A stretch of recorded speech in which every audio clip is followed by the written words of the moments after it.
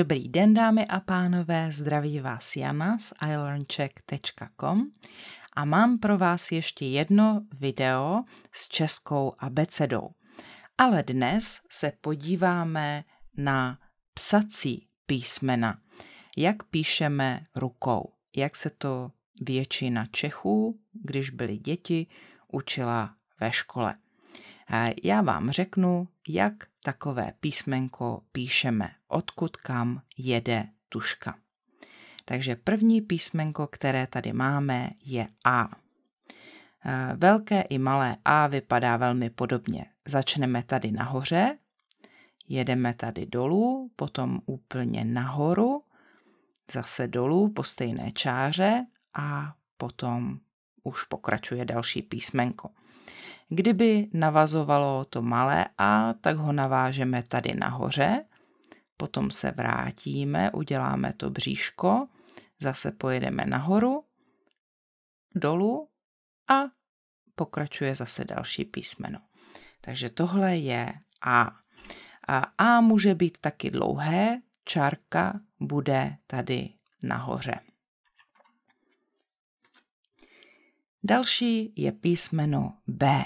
Tady už je mezi velkým a malým B rozdíl. Velké písmeno, velké B, začneme psát tady nahoře.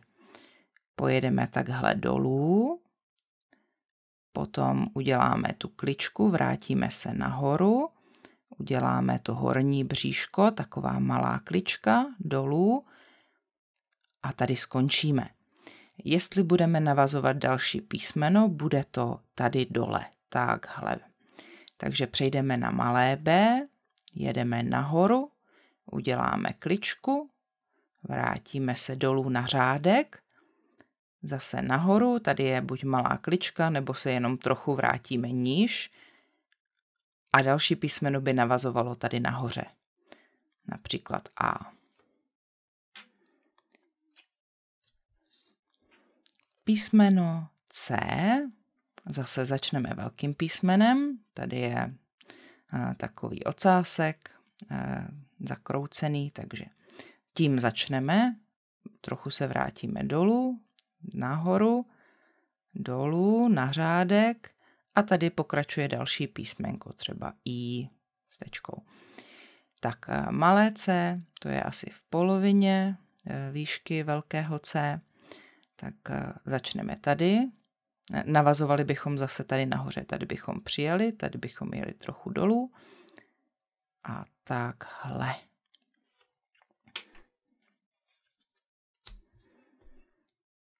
Tak Č je samozřejmě jako C, takže jenom nad písmenkem, které jsme si teď řekli, musíte udělat háček.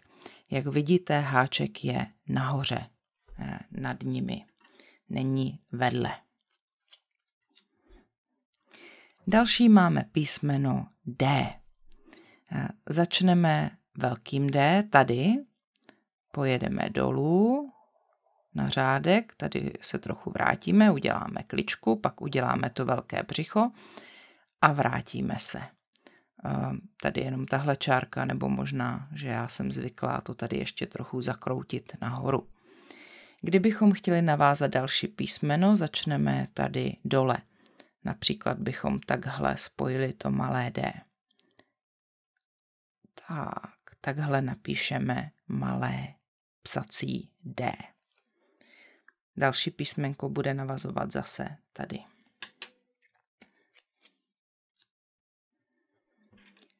D.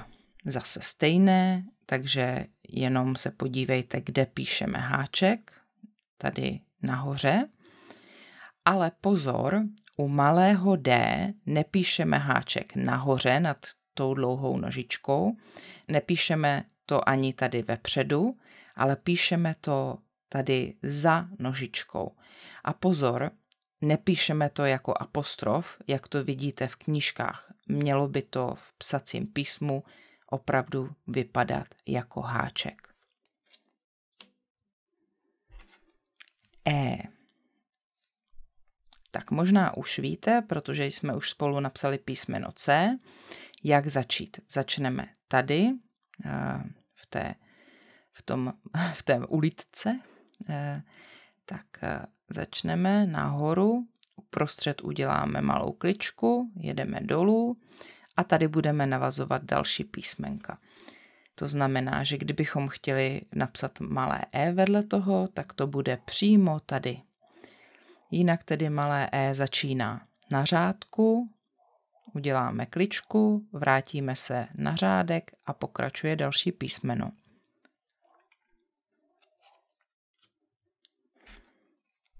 Tak písmeno F. No není to fešák. Tak já bych tady asi obvykle začínala tou nohou, takže bych jela takhle dolů. Potom bych se vrátila na tu vrchní část a potom bych tady uprostřed udělala tenhle obrácený háček. Tam se nemusíte vracet, jo? Takže ještě jednou. Tak. Takže to je velké F. Písmena navazujeme tady dole. A malé F začneme na začátku, jedeme nahoru, kličku, rovně dolů, až pod řádek, tohle je pod řádkem, vrátíme se na řádek, tam uděláme malou kličku a pokračujeme zase nahoru. To je malé F. G, jak vidíte, vypadá to podobně, ale velké G je vlastně podobné písmenku C. Takže začneme opět tady nahoře, dolů, na řádek, trošku nahoru, asi do poloviny. Teď pokračujeme pod řádek, uděláme kličku a vracíme se nahoru. Tady navazujeme další písmenka. Malé G, začneme zde, dolů, bříško, zase nahoru na stejný bod, kde jsme začali a dolů kličku pod řádek.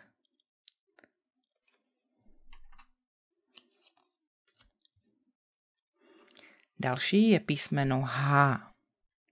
H začneme tady nahoře, sjedeme dolů na řádek, uděláme kličku, vyjedeme až nahoru, uděláme další kličku a rovnoběžně se vrátíme dolů. Tady bychom pak navázali další písmeno. Tady je řádek pod písmenky. Malé H vypadá podobně jako K, ale to jsme ještě neviděli, takže jedeme nahoru úplně, klička, dolů na řádek, po stejné čáře se vrátíme a uděláme tady tu vlnku. H je kombinace C a H. Takže první napíšeme C, velké C, ale H už potom je malé, není vedle toho velké H. Tak, sjedeme na řádek, vlnka. A malé H je jako malé C a malé H, takže začneme asi v polovině, trošku se vrátíme dolů na řádek, nahoru klička, dolů vlnka. A to je Ch jako chléb.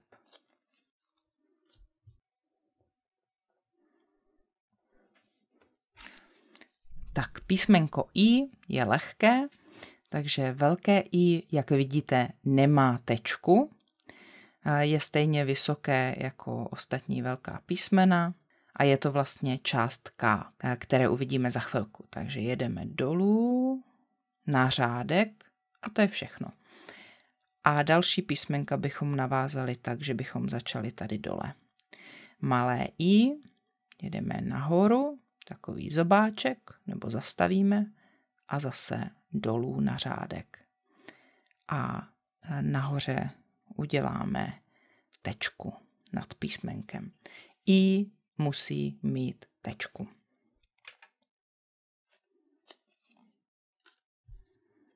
Je začíná podobně jako I. Takže začneme tady a teď tady, kde se kříží ty dvě linky, tam je řádek. Takže musíme dojet až dolů pod řádek, tam uděláme kličku, tady na řádku se nám překříží a jedeme zase asi do poloviny řádku. J má tečku, jenom I a J mají tečku. Začneme tady, asi do poloviny.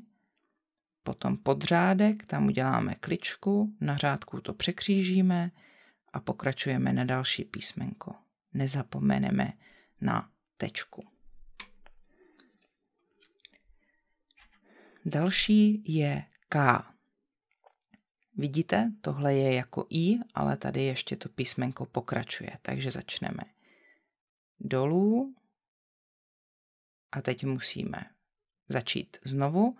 Tady uděláme kličku dolů a pokračujeme dalším písmenkem. Pozor na malé K. Lidé, kteří jsou zvyklí psát azbukou, psát rusky, jsou zvyklí psát K takové malé, ale české K musí být stejně velké jako ostatní velká písmena. Takže vyjedeme až nahoru, uděláme kličku, vrátíme se dolů, tady uděláme malou kličku na řádek a pokračujeme. Takže pozor, K je stejně vysoké jako D, T nebo H, L a tak dále. Tak, tady máme české psací L. Začneme nahoře. Jedna klička, trošku vlnka, klička a pokračujeme. Jsme na řádku. Malé L, nahoru, rovně dolů na řádek a pokračuje další písmenko. M. Tak, začneme tady, to je možná třetina toho písmena. Nahoru, dolů, vrátíme se po stejné lince, zase dolů a ještě jeden kopeček. Tak, a to je velké M. A malé M začíná na řádku a uděláme ty 3 kopečky, než budeme pokračovat dál. Velké N a malé N, vidíte, že je to jenom o jeden kopeček méně než u písmenka M. Takže začneme dolů, zpátky nahoru, dolů a jedeme dál. N, malé, tak, tak, tak. Ň je stejné, ale nahoře má háček. O, tak O vypadá jako A, ale má kličku tady nahoře. Takže uděláme to velké bříško na řádek, vrátíme se nahoru a tady uděláme takový ocásek. Písmena budou navazovat tady dole. Ale u malého O ne. Když chceme spojit tahle 2 písmena, musela by být linka taky tady. Tady bude to bříško a další písmena budou navazovat tady nahoře. Všimla jsem si, že rusky mluvící často navazují písmena po O tady dole. To je špatně. Jo? Mělo by to být tady třeba OB nebo OM. Tady to bude navazovat.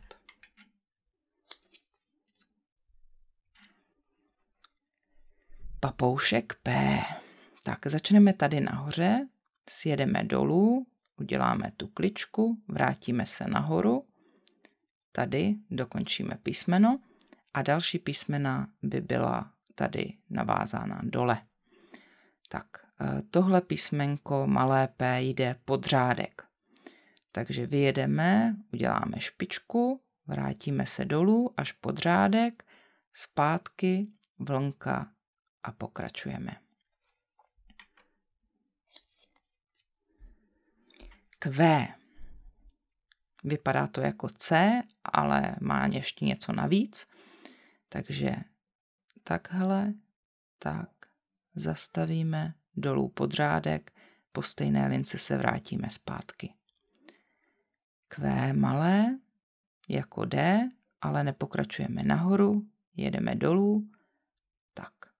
v českých slovech nepotřebujete Q moc často, ale možná ho máte ve svém jméně. R vypadá jako P, ale má něco navíc. Začneme tady, na řádek, klička, vrátíme se, malá klička na řádek a jedeme dál. Malé R, tak tady jenom takový malý dělíček a pokračujeme. Jo, když uvidíte Z na konci, tak si všimněte, že to R je tady takové malé, úzké. Z je širší. Ř potřebuje nahoře háček, jinak je to stejné jako R. S vypadá jako L, ale takové nedokončené. Začneme zde, klička, dolů na řádek a další písmenka budou pokračovat tady. S, špička, dokončíme bříško a pokračujeme tady.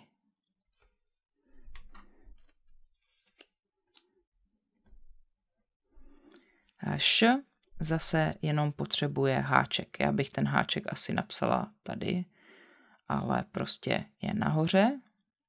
Tak a tady.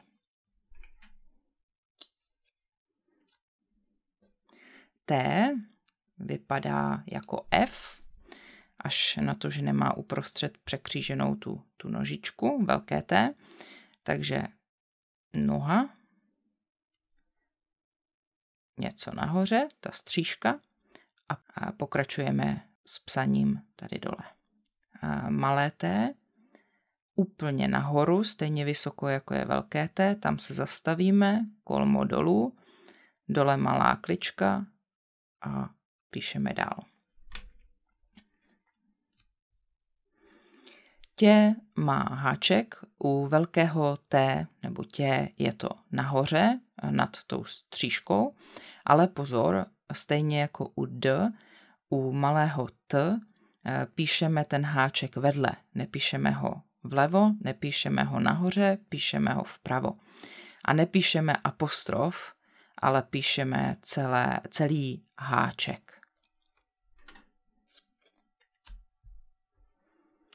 U. To je takové obrácené N, že jo? Skoro. Tak začneme tady, sjedeme dolů, nahoru, po stejné lince dolů na řádek a jedeme dál. Tady to začíná jako I, dolů, ještě jednou a nahoře není žádná tečka. A jestli chceme U udělat dlouhé, tak tu čárku uděláme tady, anebo kroužek takhle uprostřed mezi těmi dvěma nožičkami.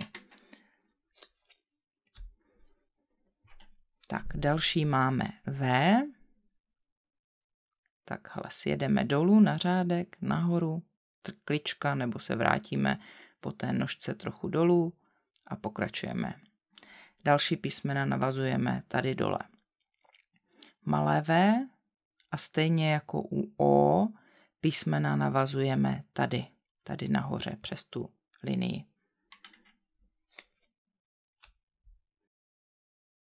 Tak dvojité V, tam je to jenom zdvojeno.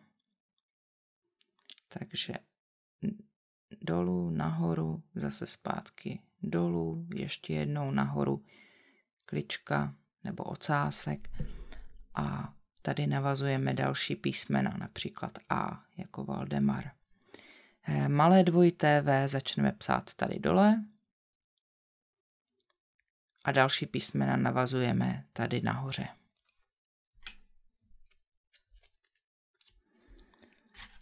X jako xylofon. V českých slovech X nenajdete, nebo velmi, velmi málo. Je to v cizích slovech, v přijatých slovech.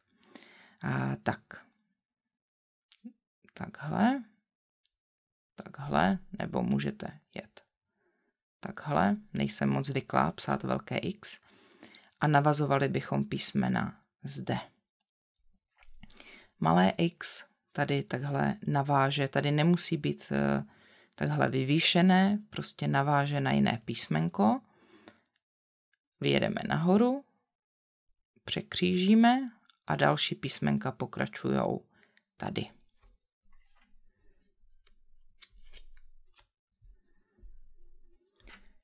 Y. Tak to vypadá jako U. Takže stejně jako jsme psali U, začneme tady nahoře, na řádek, zpátky nahoru, ale když se vracíme, tak ještě pokračujeme pod řádek, uděláme tam kličku, na řádku překřížíme a další písmenka navážou tady. Malé Y začne na řádku nebo u jiného písmenka, pokračuje asi do poloviny, na řádek, nahoru, dolů pod řádek, klička a pokračuje další písmenko. Už se blížíme ke konci, takže Z, já bych ho udělala asi trošku zvlněnější, takhle, tak, je to podobné L, ale má tady jinou vlnku a písmenka navazují tady. A malé Z začneme na řádku, je trochu podobné R, ale jak jsem řekla, je širší. Takhle, vrátíme se na řádek, uděláme kličku a pokračujeme tady. Někteří starší lidé se učili psát Z nebo malé Z trochu jinak. Pamatuju si, že třeba ve škole jsme měli učitelku chemie, která Z pokračovala tady takhle dole, ale to už dnes není zvykem. Jestli chcete napsat Ž, tak háček napíšete nahoru. Tady ho mají doprostřed, možná bych ho napsala trošku víc na kraj u toho velkého Ž, ale to je jedno. A u malého Ž hezky uprostřed nad písmenko. Takhle píšeme psacím písmem českou abecedu. Doufám, že to pro vás bylo zajímavé, užitečné. Jestli se vám to líbilo, prosím dejte like, sdílejte, přihlaste se k odběru mého kanálu. A jestli mě chcete podpořit, můžete si třeba něco koupit na mých stránkách www.janaslav.cz. Předem vám za to děkuju. Mějte se krásně, nashledanou.